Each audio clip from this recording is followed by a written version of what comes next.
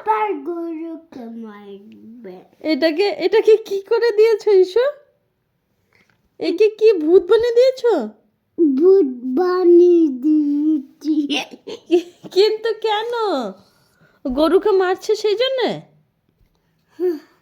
হ্যাঁ, গরুকে মারবে না। আর গরুকে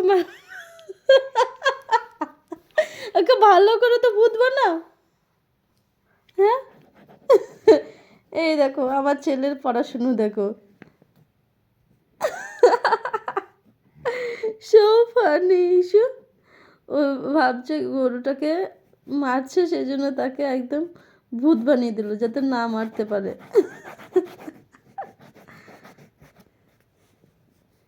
সো ফানি ইসু।